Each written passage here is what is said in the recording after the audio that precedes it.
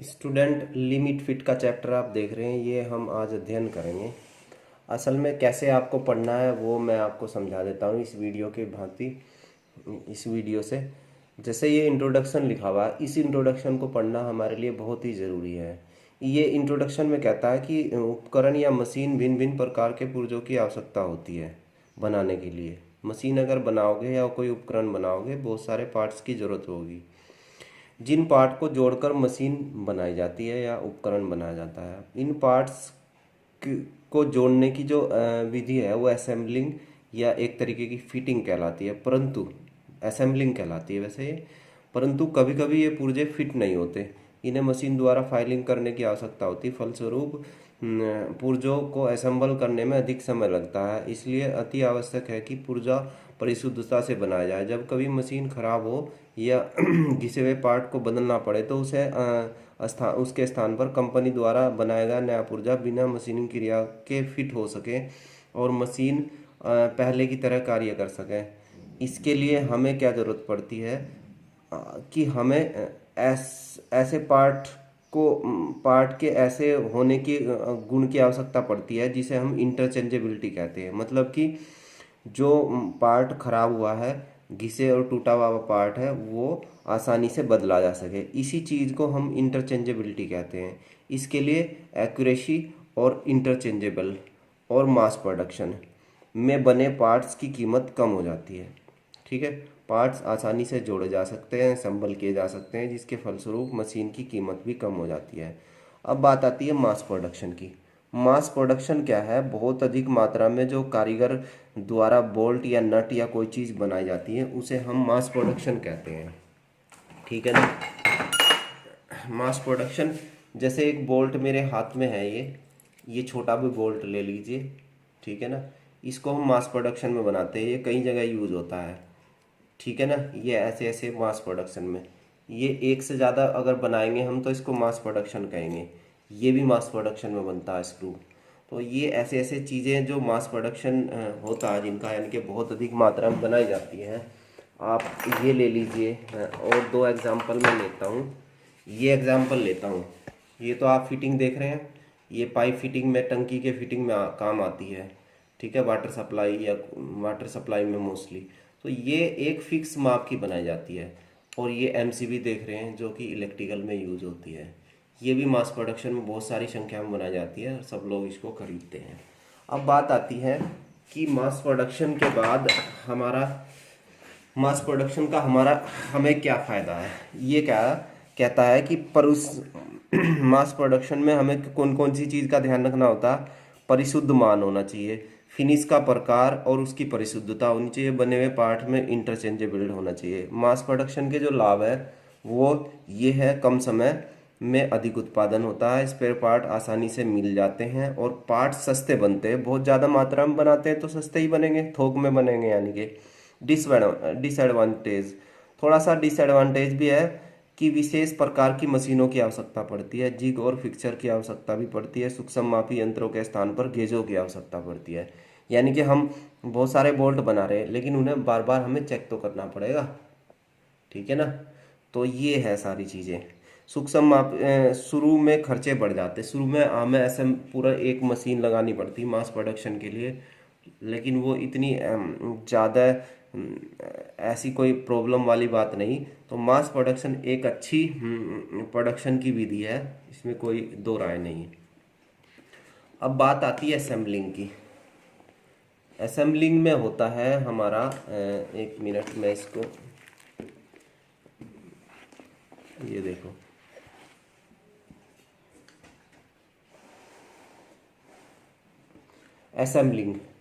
Assembling वही जोड़ना, machine बनाना। Assembling में दो तरीके की असेंबलिंग होती है, जिसमें एक तो सेलेक्टिव असेंबली प्रयोग करी जाती है, एक नॉन सेलेक्टिव। सेलेक्टिव में हम एक ऐसा पुर्जे को सेलेक्टिव असेंबली कहते हैं कि केवल जो एक आध मुश्किल से किसी मशीन में यूज हो, वो मशीनें भी कम मात्रा में बनी हो। जैसे जिस मशीन से हम जैसे असेंबली लाइन है जिस पे कार बनती है, वो असेंबली लाइन भी लोहे की और कुछ पार्ट्स की बनी होती है। तो उसमें जो भी पार्ट्स यूज होंगे वो सेलेक्टिव असेंबली के अंदर आएंगे। लेकिन जो हम बना रहे हैं स्प्लेंडर बाइक या कोई चीज़, वो नॉन सेलेक्टिव असेंबली में आएंगे, यानी कि उसका मास प्रोडक्शन हो रहा है, उसकी हमें ज़्यादा ज़रूरत होती है। ठीक है ना, क्लियर है ना। नॉन सेलेक्टिव असेंबली में पार्ट इंटरचेंजेबल बनते हैं, मतलब कि स्प्लेंडर बाइक हो या कोई और हो, उसमें पार्ट इंटरचेंजेबल बनेंगे, यानी कि स्टैंडर्ड माप के बनेंगे। अब बात आती है इंटरचेंजेबिलिटी की। ये भी बहुत खास चीज़ है, बस इसको समझ लेना है। इंटरचेंजेबिलिटी मतलब किसी पार्ट के इंटरचेंजिएबिलिटी, यानी कि इंटरचेंज, यानी कि आपस में बदलने की जो योग्यता, उसी को हम इंटरचेंजेबिलिटी कहते हैं। कोई पार्ट खराब हुआ, टायर खराब हुआ, रिम खराब हुआ या चेन खराब हुई बाइक की, उसको हम जो चेंज कर लेते हैं उसी को हम इंटरचेंजेबिलिटी कहते हैं। इंटरचेंजेबिलिटी के लाभ क्या होते हैं? लाभ, असेंबली में समय कम लगता है, रिजेक्शन कम आता है, उत्पादन में बढ़ोतरी होती है, और आपका ये घिसे हुए टूटे हुए पार्ट आसानी से बदले जा सकते हैं। अब इंटरचेंजेबिलिटी प्राप्त करने के लिए क्या होता है, कुछ निश्चित सीमा दी जाती है, जिसे लिमिट कहते हैं। अब पार्ट की एक एक एक एक 3 टॉपिक, लिमिट, फिट, टॉलरेंस में से एक टॉपिक स्टार्ट हो गया, जो खास जो हमें पढ़ने हैं वो है लिमिट। लिमिट सिस्टम में क्या करते हैं हम, किसी भी पार्ट को बनाने के लिए हम उसकी एक लिमिट निर्धारित कर देते हैं कि वो इतनी माप तक बन सकता है, इतनी माप से कम या ज़्यादा बना तो उस पार्ट को हम ये मानेंगे कि वो रिजेक्शन में जाएगा। जैसे ये ही है, ये शाफ्ट है एक, इसका जो डायामीटर हमने दिया हुआ, ये हम इसका डायामीटर नाप लेंगे, तो ये देखो ये डायामीटर इसमें दिखाई दे रहा है 38.5। ठीक है ना, तो इसमें हम टॉलरेंस दे देंगे 38.35। ठीक है ना, जबकि इसका माप थी 38, यानी कि इसमें हम ऐसे, ये जो बहुत सारे प्रोडक्ट मतलब कोई बनाएगा, ये जो मास प्रोडक्शन में बनेंगे बहुत सारी संख्या में, तो ये कोई पार्ट 38 का होगा, कुछ 38 से छोटा, हल्का छोटा होगा, कुछ 38.23 का होगा, 23 का होगा, 38.11 का होगा। तो ये जो लिमिट दी जाती है हमें, कोई भी कारीगर इसको फिक्स माप में नहीं बना सकता। अब हम छूट दे देंगे इस पर कि भाई इस पार्ट को बनाने के लिए आप थोड़ी सी टॉलरेंस हम आपको दे रहे हैं, प्लस माइनस 0.5 मिलीमीटर की, यानी कि 38.5 तक बना लो, और 38 पॉइंट उस तक बना लो आप, 37.5 तक बना लो। अब नीचे देखो, ये अगर आप अपनी बुक में देखेंगे तो इसमें एक एग्जाम्पल समझाया गया है। मैं इसको थोड़ा सा, ये देख रहे हैं आप, ये जो माप है, ये जैसे कोई 50 टॉलरेंस की बात हो रही है, यहाँ पे हाई लिमिट साइज और लो लिमिट साइज की भी बात हो रही है। मान लो किसी जॉब का साइज ड्राइंग में 50 दिया हुआ है, अब उसकी टॉलरेंस लिमिट दी हुई है कि भाई लिमिट उसकी 0.02 मिलीमीटर रहेगी, यानी कि जो हाई लिमिट होगी वो इसकी 50.02 मिलीमीटर तक बनेगी, और जो लो लिमिट होगी 50 में से माइनस कर देंगे इसको 49.98 मिलीमीटर तक।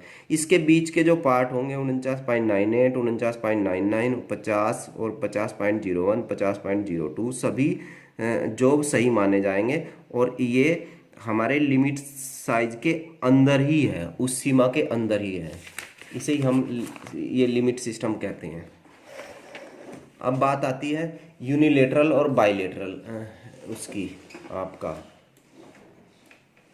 यूनिलेटरल और बाइलेटरल सिस्टम की। टॉलरेंस सिस्टम जो होता है वो यूनिलेटरल होगा, बाइलेटरल होगा।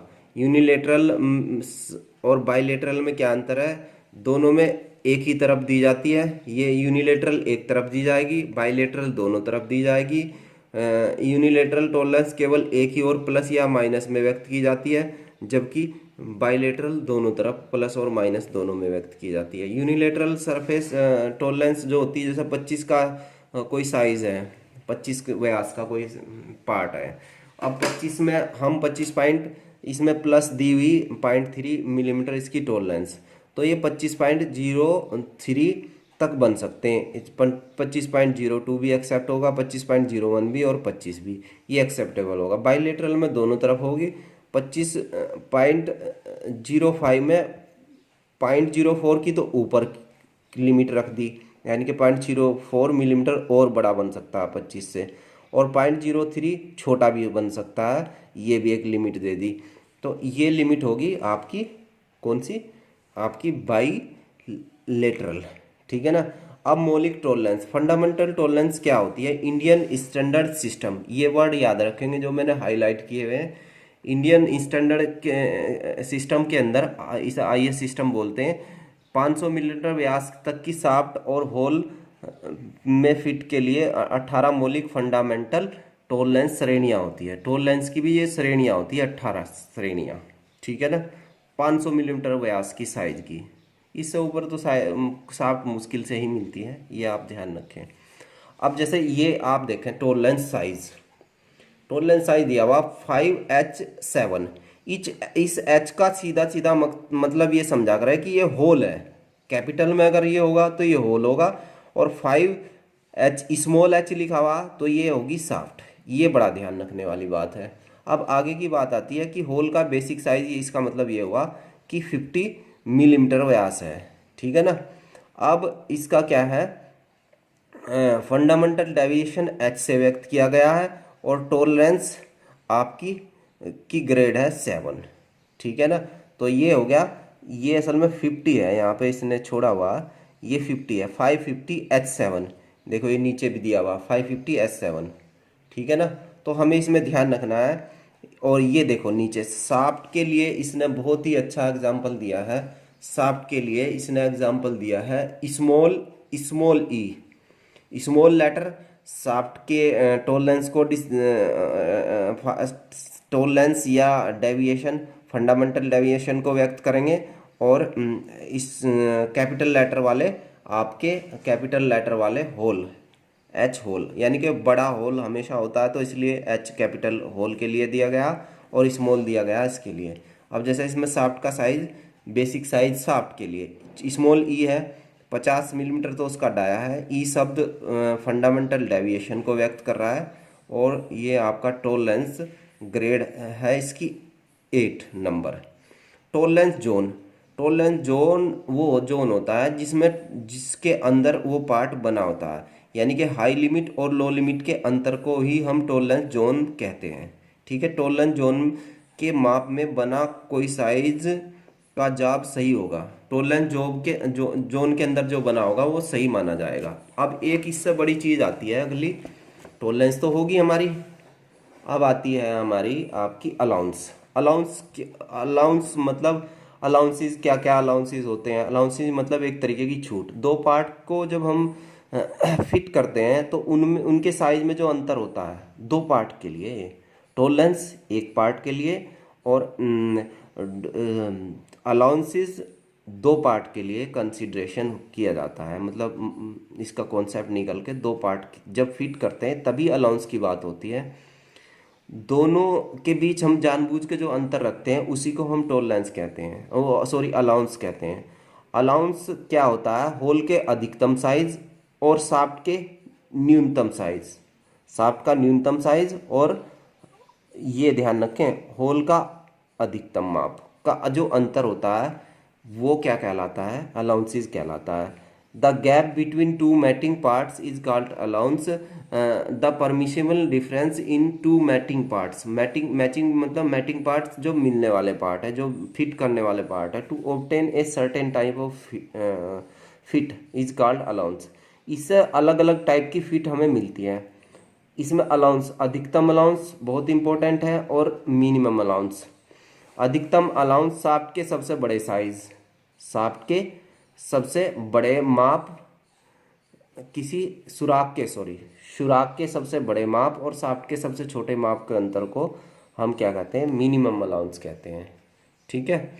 और जो शाफ्ट का सबसे सुराख का सबसे छोटा अलाउंस और शाफ्ट का सबसे बड़ा अलाउंस मतलब माप, दोनों का अंतर जो कहलाएगा वो कहलाएगा आपका न्यूनतम मिनिमम अलाउंस। ये सदा नेगेटिव अलाउंस होता है, ये सदा नेगेटिव अलाउंस होता है, ठीक है ना। यह फोर्स फिट या श्रिंकेज फिट में होता है।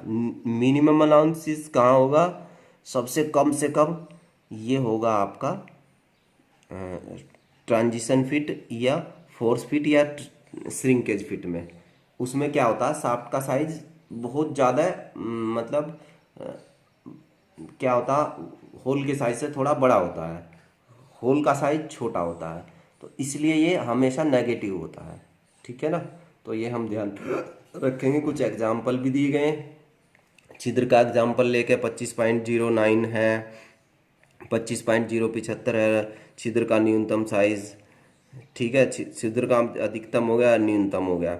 अब छिद्र का शाफ्ट का अधिकतम व्यास ये हो गया, न्यूनतम व्यास ये हो गया। अधिकतम allowance high limit size 25.099 minus ये 9 इसमें छूटा हुआ, कोई बात नहीं, माइनस ये साइज इसका छिद्र का बड़ा साइज सबसे, और शाफ्ट का सबसे छोटा साइज।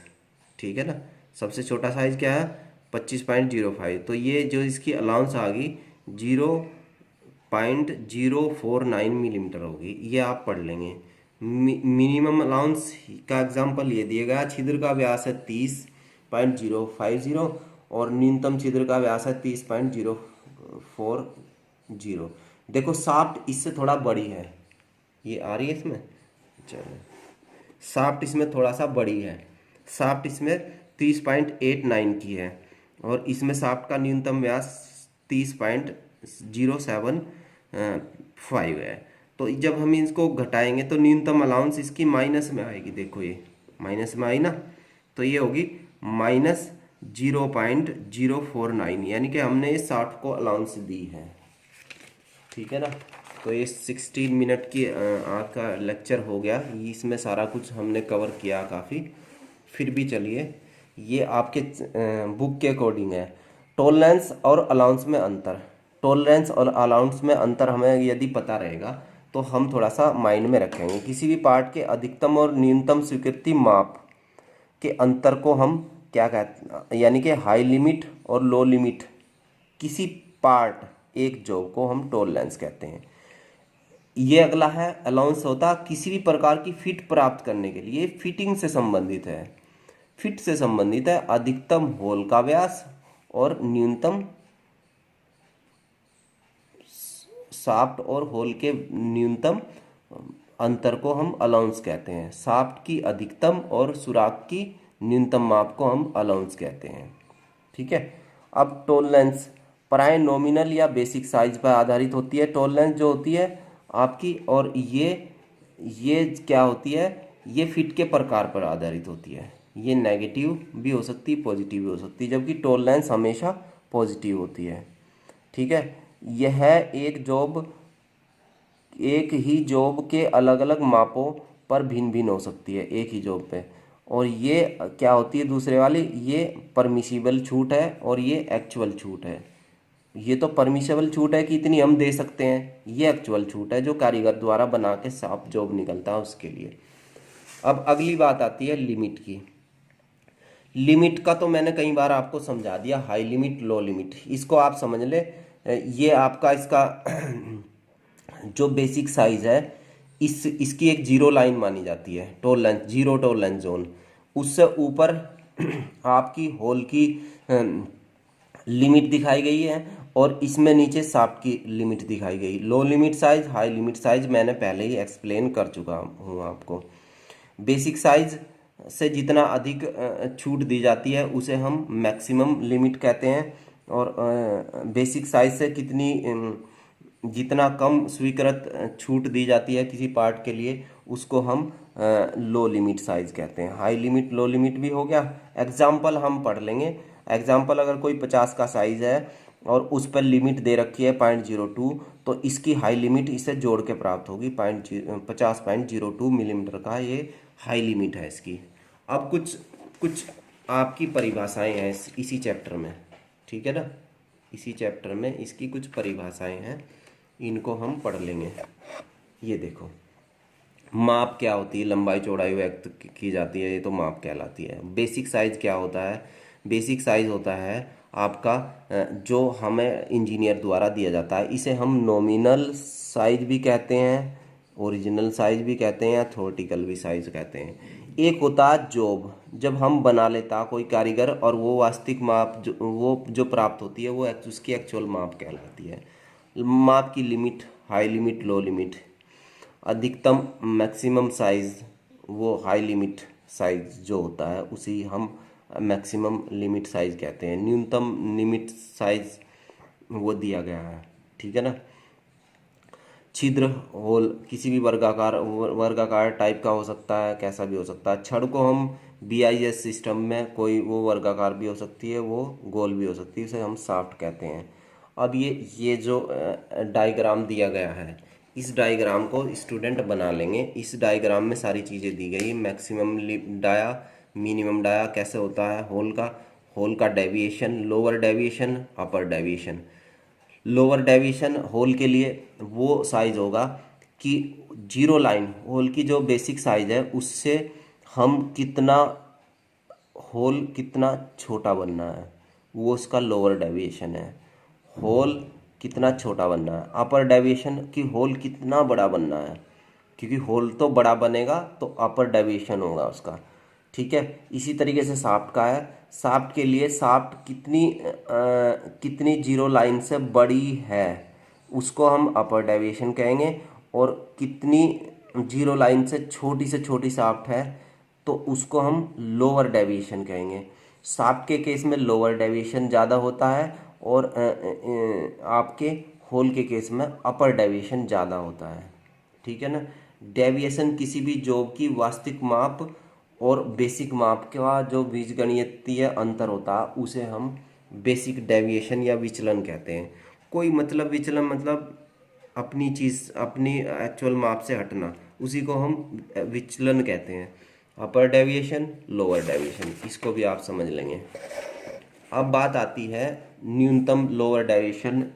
लोअर डेविएशन हमने बता दिया आपको, बेसिक साइज और न्यूनतम माप की अंतर को हम लोअर डेविएशन कहेंगे। वास्तविक विचलन, एक्चुअल डेविएशन क्या होगा कि जॉब की माप अर्थात एक्चुअल माप जो भी उसने कारीगर ने बनाया है और बेसिक साइज के बीच गणितीय अंतर को हम लोअर डेविएशन कहेंगे। ये हर एक पार्ट जो बना है अंडर लिमिट और फिट बनी है उसमें डेविएशन अलग अलग पाया जाता है, लेकिन वो अंडर लिमिट ही होना चाहिए वो डेविएशन भी। टॉलरेंस तो हम जानते हैं किसी भी जॉब की एक सिंगल पार्ट की, बोल्ट हो या नट हो, उसकी फिटिंग के पार्ट दो होते हैं, लेकिन टॉलरेंस एक के लिए कंसीडर करी जाती है। शाफ्ट की अलग होगी, होल की अलग होगी, सदैव धनात्मक होगी टॉलरेंस। जीरो लाइन, ड्राइंग में दी गई मुख्य रेखा जिस पर छूट दी जाती है उसे बेसिक जीरो लाइन कहते हैं। ये भी आप समझ लेंगे। जीरो लाइन सही, हम जीरो लाइन को रेफरेंस मानकर ही हम अपर deviation, lower deviation, tolerance, maximum size, minimum size सब डिसाइड करते हैं, ठीक है ना। फिट का अंतर, फिटिंग करते समय दो पार्ट्स में दी जाती है जो टॉलरेंस दी जाती है उसके बीच के अंतर को हम क्या कहते हैं, टॉलरेंस कहते हैं। अब ये जो साइज दिए हुए हैं इनको आपको समझना है। एग्जाम्पल जैसे 50H7/E8 यानी कि 50 साइज का एक होल है, उसका जो टॉलरेंस ग्रेड है वो आपका 7 है, और उसी के 50 की जो शाफ्ट है उसका टॉलरेंस ग्रेड है 8। इसमें ये बताया गया है। क्लियरेंस क्या होती है, एक नया वर्ड आ गया क्लियरेंस। जब हम फिट बनाते हैं तो उसमें शाफ्ट के साइज और पूर्व जो होल बना होता है उसके साइज के अंतर को हम क्लियरेंस कहते हैं। ये हमेशा कैसा होता है, पॉजिटिव होता है। इसमें होल का साइज शाफ्ट के साइज से बड़ा होता है। इंटरफेरेंस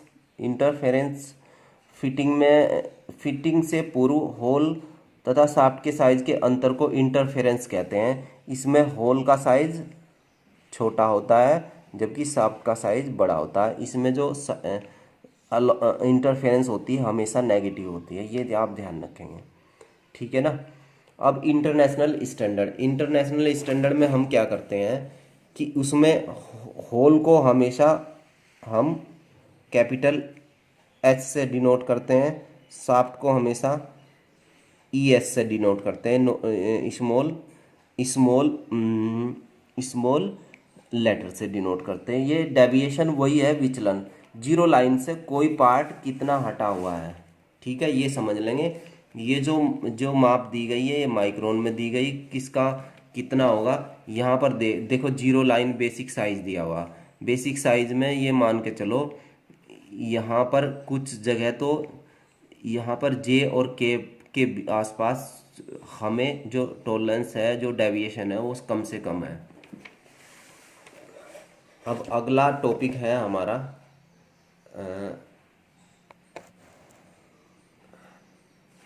ये है फोर्स फिट तथा श्रिंकेज फिट।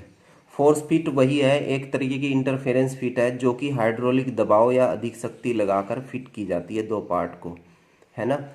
इसके एग्जाम्पल है मोटर शाफ्ट, पुली, साइकिल का गियर हब, ठीक है, और आपकी डायनामो का आर्मेचर, रेलवे का व्हील, टायर्स जिसे कहते हैं, ठीक है, भारी गियरों की शाफ्ट, ऑटो इंजन के हब में स्लीव फिट करना, ये इसके एग्जाम्पल है इंटरफेरेंस फिट के। और जो इंटरफेरेंस फिट, फोर्स फिट, ये एक तरह की फोर्स फिट कही जाएगी ऑलमोस्ट टेक्निकल वर्ड में।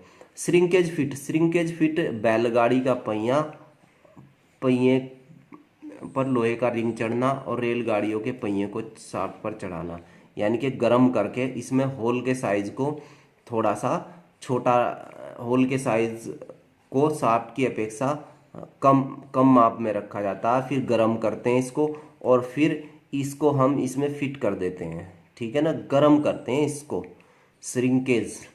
और जब वो ठंडा हो जाती है तो वो उसके ऊपर फिट हो जाती है। ये आप अच्छे से अपनी बुक में ही समझ लेना।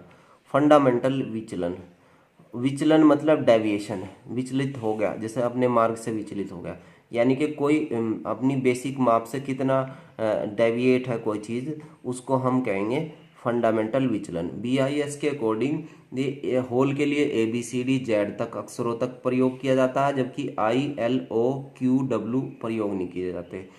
इसमें ए वर्ड का सीधा सीधा मतलब है, जैसे ये है, नीचे एग्जाम्पल दिया हुआ, मैं इसको कर दूँ, इससे समझ में आ जाएगा। इससे में माइक्रोन में डेविएशन दिया हुआ है, एक पर्टिकुलर होल के लिए पर्टिकुलर डेविएशन होता है, ठीक है ना। जैसे ये भी चित्र दिया हुआ, इसमें इसमें देखो, ये आप अच्छे से समझ लेंगे। इसमें क्या समझाया गया है कि इसमें डेविएशन समझाया गया। डेविएशन के अगर डेविएशन आपका पॉजिटिव है तो ये किल फिट होगी, यानी कि होल बेसिस सिस्टम में। होल बेसिस सिस्टम में होल का साइज तो फिक्स है, शाफ्ट का साइज देखो ये कम होता जा रहा है, तो यहाँ तक जितना कम है यहाँ पर तो किल फिट, यहाँ पर ज़्यादा है तो ये आपकी ट्रांजिशन फिट हो जाएगी, यहाँ पर बहुत ज़्यादा है तो ये इंटरफेरेंस फिट होगी। ये ठोक के पीठ के प्रेशर के द्वारा फिट की जाती है।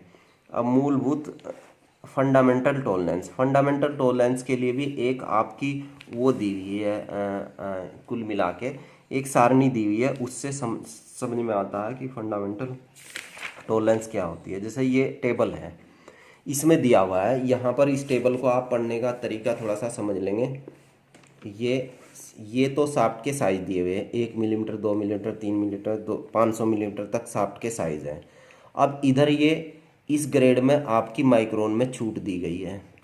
1 मिलीमीटर के लिए एस सिक्स टॉलरेंस उसकी दी जाएगी, ठीक है ना, लिमिट डायमेंशन टॉलरेंस दी जाएगी, यानी कि 20 माइक्रोन, 14 माइक्रोन, 27 माइक्रोन, 19 माइक्रोन। जैसे जैसे साइज बढ़ता जा रहा है, 500 मिलीमीटर के या उससे और साइज के लिए हमने डिसाइड किया हुआ, अगर S7 S6 उस पर लिखा हुआ तो इसका मतलब हमने इसको 292 माइक्रोन की वो छूट दी हुई है।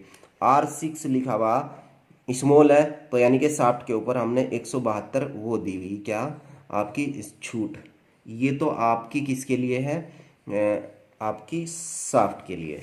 अब इधर यहाँ से स्टार्ट हो जाता है कैपिटल शुरू हो जाता है S7 का मतलब है ये होल है, होल का साइज अगर आपका -270 है, ये होल का साइज माइनस दिया हुआ से आप कोई वो ना ले, 270 है तो हम क्या करेंगे उस पर साइज उसकी देंगे -14 माइक्रोन, -24 माइक्रोन, ये इस तरीके से, ठीक है ना। तो ये सारी चीज़ें समझाई गई, आप टेबल ये पढ़ना सीख लेंगे, इसके बाद सीधे सीधे क्वेश्चन आ जाते हैं, ठीक है ना।